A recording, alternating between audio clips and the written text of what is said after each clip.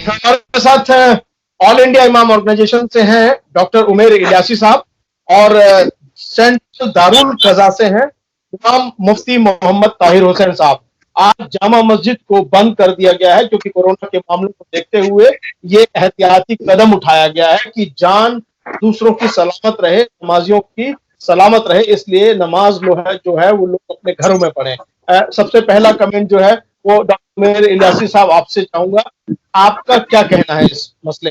देखिए अनिल भाई, जिस तरह से कोरोना वायरस बहुत तेजी से देश भर में और खास तौर पर हमारी दिल्ली में फैल रहा है और जिस तरह से कम्युनिटी स्प्रेड हो रहा है, उसको देखते हुए मुझे लगता है कि अब ये वक्त आ गया है कि सरकार ने तो अनलॉक कर दिया, सरकार ने तो खोल दिया सारे धार्मिक स्थल, लेकिन अब हमारी जिम्मेदारी ज्यादा हो गई। और अब जो प्रैक्टिकली हमको जो समझ में आ रहा है, तो मुझे लग रहा है कि मुझे तो लगता है जून नहीं जुलाई तक बंद कर देना चाहिए, क्योंकि जब तक ये जो पीक में जून और जुलाई है, इसमें मैंने तमाम अपने इमामों से इस पर मशवरा किया था, तो सारे इमामों का मोस्टली लोगों का ये कहना था, क्योंकि हमारे यहाँ जमात का सिस्टम है, गैदरिंग का सिस्टम है, तो उसके लिए अगर जून और जुलाई अगर ये पीक पे है तो लिमिटेड लोग मस्जिदों में नमाज के लिए आए, मस्जिदें बंद नहीं होंगी, मस्जिदें अजान होंगी, मतलब नमाज आपका कहना यह है मस्जिद खुलेगी लेकिन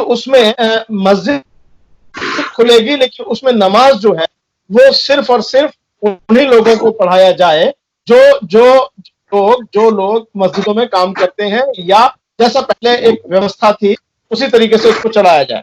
हाँ, चूंकि हमें करना पड़ेगा।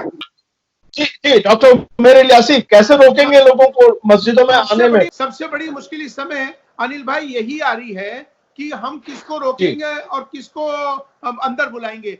और चूंकि सबको ये पता है कि मस्जिदें खुली हुई हैं बड़ी तादाद में, अब मस्जिदों के अंदर जो लोग आएंगे, अब वैसे तो हमने सबको ये बोला है कि भाई जा नमाज अपने घर से लाइए, वजू अपने जो करके हाथ धो के वॉशरूम से फारिग हो अपने घर से आइए, क्योंकि यहाँ पानी वानी का कोई इंतजाम नहीं है। लेकिन फिर भी अभी जिस तरह से 8 तारीख से लॉकडाउन खुला, अभी तक मेरी मस्जिद में सिर्फ 3 लोग आए, तो लोगों के अंदर अवेयरनेस भी है। लेकिन हम ये चाहते हैं कि हमारी तरफ से भी, इमामों की तरफ से भी, ऑल इंडिया इमाम ऑर्गेनाइजेशन ने ये फैसला लिया है कि जून और जुलाई इसमें कम से कम लोग जो है अपने घरों में ही नमाज पढ़ें, क्योंकि नमाज ही तो पढ़नी है, ये फर्ज नमाजें हैं, अपने घर में अदा कर लें, क्योंकि इन चीजों से जितना बचा जाएगा उतना बेहतर हमारे लिए, सबके लिए होगा। तो हमारा यही मकसद है कि सब लोग घरों में ही अपनी इबादत कर लें, तो ज्यादा बेहतर रहेगा इस समय। नहीं, तो आपका दो टूक कहना यह है कि मस्जिदों में लोग ना आए, मस्जिदें खुलेंगी लेकिन मस्जिदों में लोग ना आए, ना नमाज पढ़े।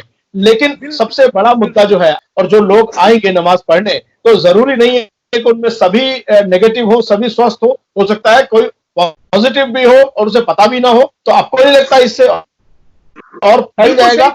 लोग जो है अपने घरों में ही, जिस तरह से 2.5 महीने से अपने घरों में नमाज अदा करी है, इसी तरह से वो अपने घरों में ही इस बार भी नमाज अदा कर लें, क्योंकि कम्युनिटी स्प्रेडिंग हो रही है, क्योंकि ये वायरस बहुत तेजी से फैलना शुरू हो चुका है। और आपको बता दें कि ये सबसे बड़ी अफसोस की बात यह है कि बेड भी नहीं है, लोगों के पास पैसा है इलाज के लिए, लेकिन अस्पताल खाली नहीं है। इसको भी मद्देनजर रखिए, जान हलाकत में ना डालें, अपनी हिफाजती करना सबकी अपनी जिम्मेदारी है, क्योंकि खुद को बचाओ, अपने परिवार को भी तो बचाना होगा।